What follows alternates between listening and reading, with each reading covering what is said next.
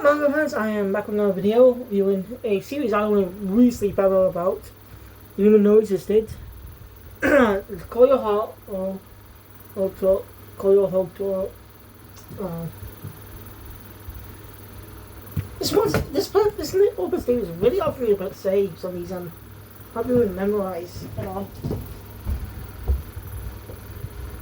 Koyoharu Gotouge. Gotouge. I might be pronouncing that wrong. Koyoharu Gotouge. Yeah, I don't know if I pronounced it right or not. Apologise if I am butchering it. Non-English names are very hard to pronounce. Sometimes. Anyway, Koyoharu Gotouge before Demon Slayer series. Yeah, I didn't know this existed at all. I only just discovered this the other day, or last week I think. I can't remember how many weeks ago, but it was right around the time I was going to my dad's for like a day. Because my mother cleaned my room for reasons.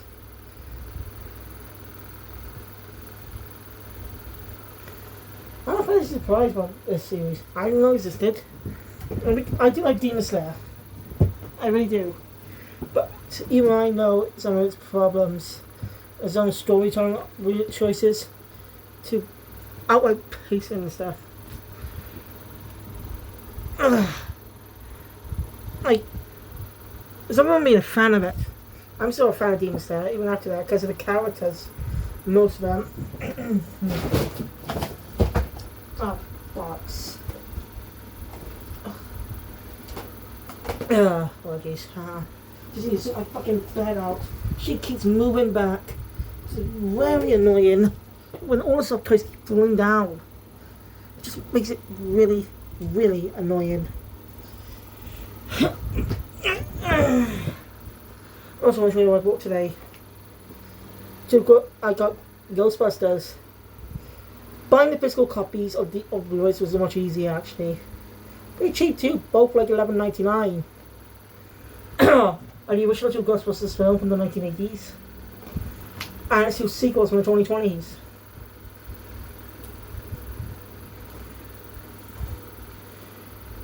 Yeah, I'm not sure. I've never really seen Ghostbusters ever. Like, I never once seen the franchise at all. No joke. So, that's why I'm buying them, so I can watch them. I don't like them, I'll just sell them. Because, what's the way I keep someone I don't like? But they're going to be for review purposes as well. Anyway, this is the first one-shot by Demon Slayer's author.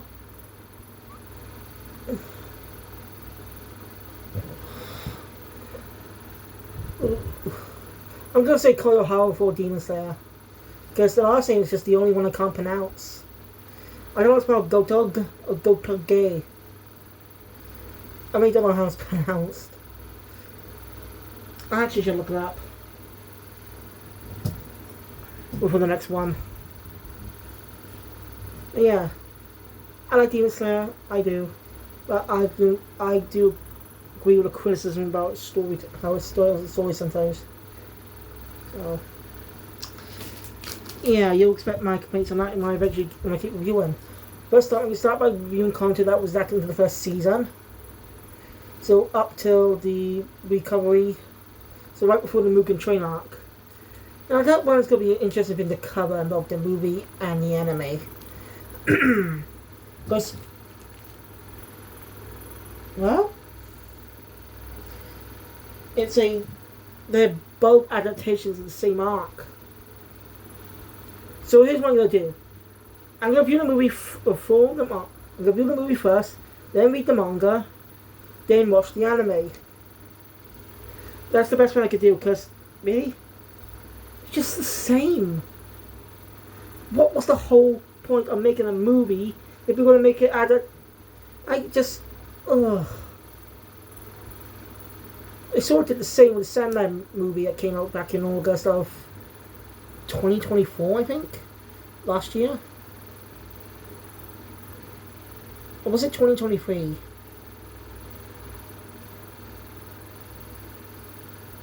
think it was last year. I'm not sure. Thinking my points.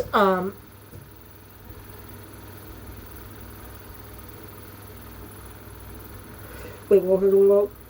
Check already. Alright. Real Demon Slayer fan, I do recommend you give these a read. This one, the Overhunter, is an interesting one. Got only 45 pages and, well, it's just basically a prototype of Demon Slayer in a way. Just not much story. Like it would jumping into a new series.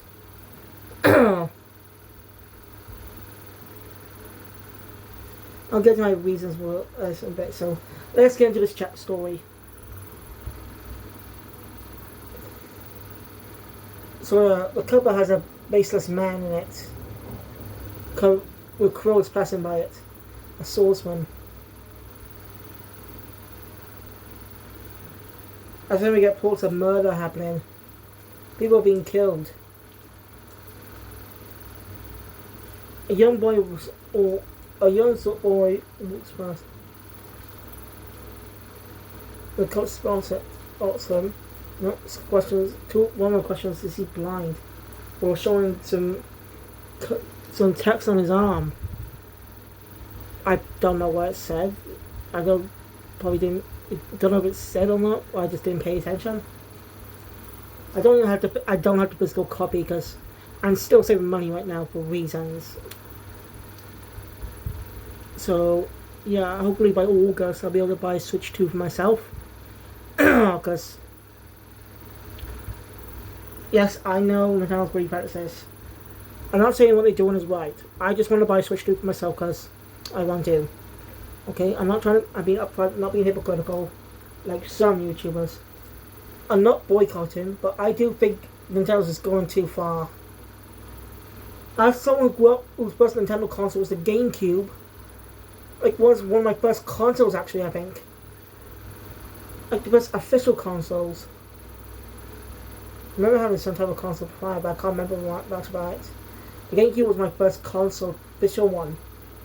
So I basically been Nintendo fan since I was a kid. We've all got a PS4, we've all got Xbox 360, all that shit. Well, any of that. I'm only buying the Switch 2 because I want to see how fun it is to play. Doesn't mean I'm not condemning Nintendo for what they're doing. It's greedy. They're gonna turn off a lot of customers.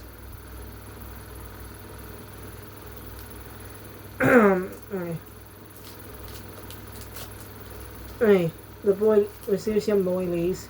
But one of the cops tries to go after him, but his partner tells him no. We don't get a clarification for that.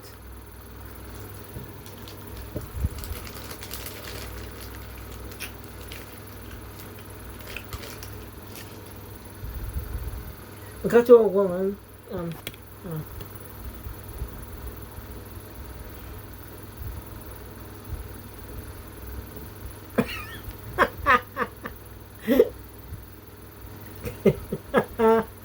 Sorry, got about to joke my dad sent me. Funking boiling. I know it sounds like a swear, but it's the whole joke. It's the names. It's just the way it's spelled. But when you read it, you realize what it means. Altogether, it's funny. Anyway, this woman who looks strangely familiar if you read the series spoke to a mysterious man in a white suit. It definitely reminds me of Muzan. Well, see, he does wear white suit sometimes, doesn't he?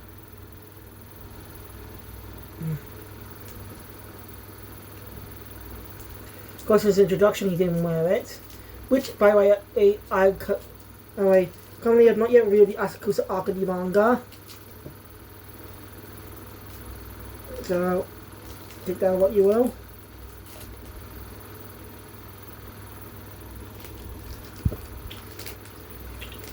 So, remember.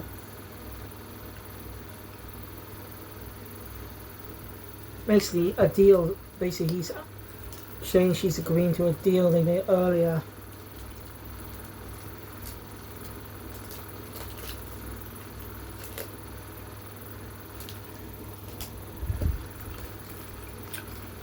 Mm. Man gets a little pissed. Not agreeing to agreeing to it earlier. And Imperial Man shows up telling her not to talk to Lady Cameo like that. Yes, this is Cameo. Was it Tamao? Lady Cameo from Demon Slayer. She and Yushiro were full from characters in this one shot. Like, this is before Demon Slayer, don't forget. These one shots were always before Demon Slayer. Yeah, the Opus art style remains basically the same. Rough sketching and stuff.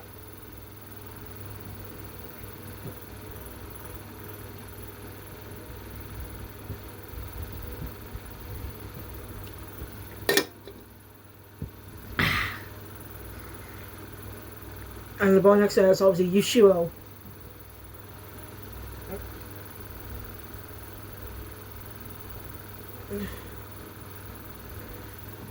And Cameo tells Yushiro to calm down.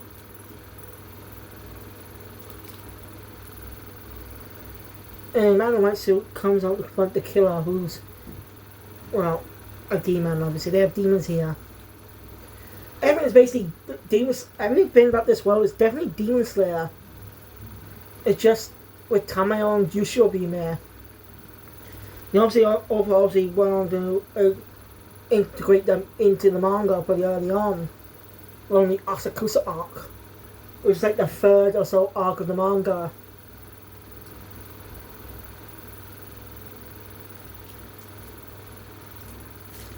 Yeah, it's pretty interesting. We don't get much detail about it now. It's probably this. Again, this feels like a chapter, a first chapter of the series to help give us a glimpse of this world or something. Not a fully formed one shot.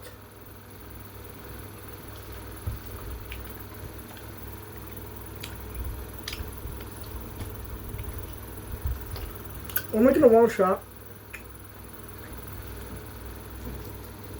you must have a full formed story. Don't. In a specific amount of time. One shots are supposed to be long, but this is one that's 45 pages, and nearly 11 of a regular chapter, first chapter. So yeah, I like saying gripes with Ichiro Oda's one shots. Like, some of them don't feel like one shots.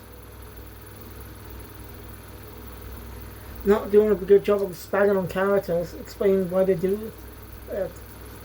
And so just focus on. And again, the second one shot by Oda is more of a comedy. So it doesn't really need flashing out. It's just typical comedy.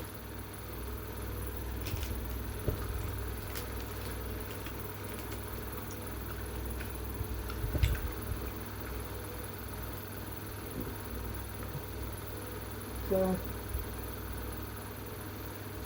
like, some of them have good concepts about World Series, but this is a one shot. You gotta make sure the story's all. You just gotta make sure to just expand on characters a bit. I was great with the Ryoma one shot. The Monsters one. That had potential to be a full on series to explore Ryuma's path, explore the swordsman. His life, his journey, everything. Just saying that has potential, but no. It just bugs me that they're doing that. It just bugs me, some of these one-shots do. I don't know, once we get the other shots, we'll see how Fujimoto does them. Anyway.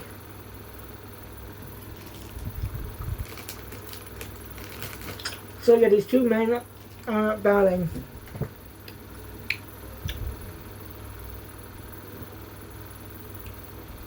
The characters with Tamayo, if you read the series. So I'm a little bit spoiled for some things that's going to happen in the Asakusa arc. At least for some abilities and stuff.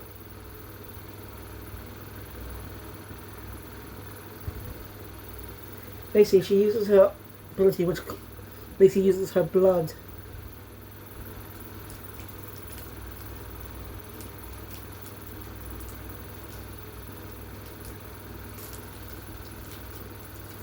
So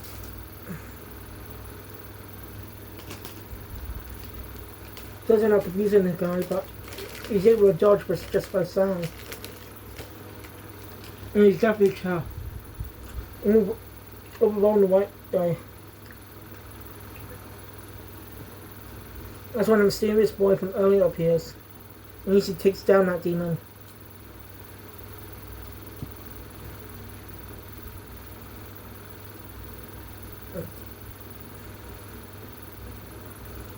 He's a one-armed swordsman with one eye. And we get a glimpse of his backstory. They even had a final selection. Loris was nearly fleshed out like it's part of the Demon Slayer world. And you could say this is. Like, who would say this doesn't take place in the past? Since Tamio plays a bit of a bigger role in the Sunrise Countdown arc. The final arc. Well, not Sunrise, the Infinity arc. The Castle arc. So, which part the movie is going to adapt into 3 movies, with part 1 coming out in July in Japan and September in other countries. All I know is coming out stuff in the UK. I don't know about the US or not, but yeah. Right, Tamayo. Anyway, this boy very survived by selection, losing his arm and eye, but the other survivors praise him for his strength. See, he's definitely amazing. Read the source maybe well known. Sees the white suit demon escapes. And next morning, the cop comes and briefly talks to the boy. The one who told his partner to stop.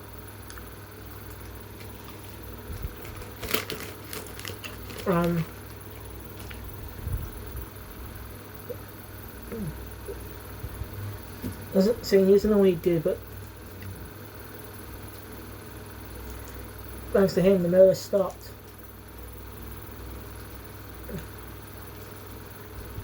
And he won't cry out, since he's got one, saying he must be tough with only have one eye and one arm. That's where it ends. With the boy saying, it's okay. Or something like that. And it's an alright one shot. It says, well, the first one shot is good. But, as I said, my gripe says it's not fleshed out. Like Tamio and Yushiro are only fleshed out in the main series. We learn about Tamio and we learn about them in the Asakusa arc, which is literally the next arc I'm going to review. So that just bugs me. All these one shots do. They're one shots, okay? At least I tell a cohesive story. And if it's not stuff you're satisfied with, if it gets a full series, you can make changes to that. Get my point? I take One Piece's Romance Storm one shot. It works because it's an adventure and, well, it started Ruby's journey. Well, it does look a little off compared to the layer designs, all this layer art style. Trust me, read that. You go physical copy, go compare it to the first chapter of the manga, and you'll see how different how much all this art evolved. So, yeah, this is an alright one shot. Like, if you've already read the entire Demon Slayer manga, which I had years ago, by the way. Like, as you know, probably don't know, on this channel, I reviewed the entire manga. And I got, those reviews are still up, but I'm re-reviewing them with a better angle and stuff. Not do it alongside the anime. Because I finished up the manga, long before the Swordsman Village Arc came out in the anime. So, yeah. If you want to read it, that's fine. I'm not stopping you, but I don't recommend it that much unless you're just a fan of Demon Slayer, because really, there's really not that much to offer other than the appearance by characters we'll come to know in the main series. So, Thank you guys for watching. Enjoy my content. Please thumbs up on my channel. Subscribe channel. Make sure you get what's good job. And next up, we got 3 more one-shots when it's over. So we'll see you at any bar. Thank you. I'll see you guys later. Kaiser, jump out.